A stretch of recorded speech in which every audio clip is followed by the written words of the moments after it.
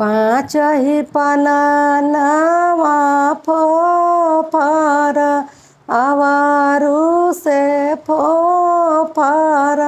पाँच ही पनावा फोफर आवारू से फोफर।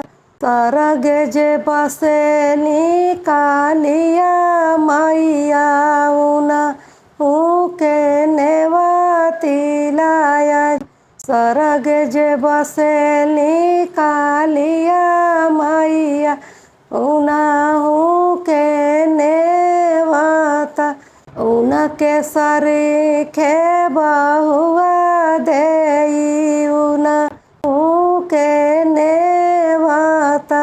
उनके सरीखे बहुआ देई उनाहू के नेवता। पाँच ही पनावा फोफर आवारू से फोफर। पाँच ही पनावा फोफर आवारू से फोफर। सरगे जे बसे लाडिया बाबा उनाहू के नेवता। सरगे जे बसे लाडिया बाबा उनाहू के नेवता। उनके सरीखे बहुआ देई उनाहू के नेवता। उनके सरीखे बहुआ देई उनाहू के नेवता। पाँच ही पनावा फोफर आवारू से फोफर। पाँच ही पनावा फोफर आवारू से फोफर। सरगे जे बसे नी दुर्गा मैया उनाहू के नेवता। सरगे जे बसे नी दुर्गा मैया उनाहू के नेवता। उनके सरीखे बहुआ देई उनाहू के नेवता।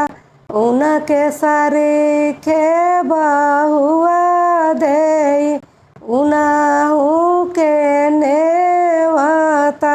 पाँच ही पनावा फोफर आवारू से फोफर।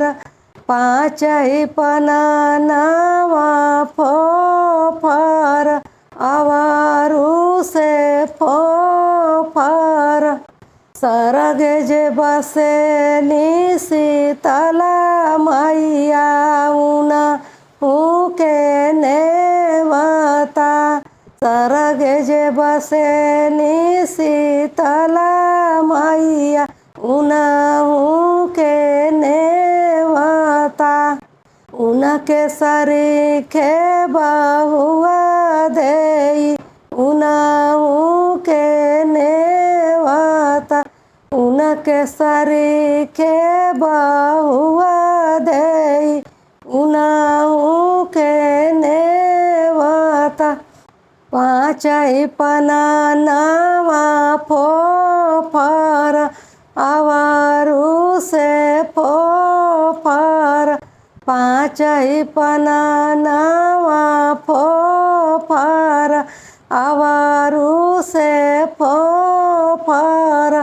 सरगे जे बसे शिवा गुरुजी उनाहू के नेवता। सरगे जे बसे ला शिवा गुरु उनाहू के नेवता। उनके सरीखे बहुत लगाउना के नेवता। उनके सरीखे बहुत लगा उनाहू के ने सरगे जे बसेला कवन बाबा उनाहू के नेवता। सरगे जे बसेला कवन बाबा उनाहू के नेवता। इसमें आप सबका नाम लगा सकती हैं। जो लोग मर चुके हैं उन लोग का नाम लिया जाता है लास्ट में।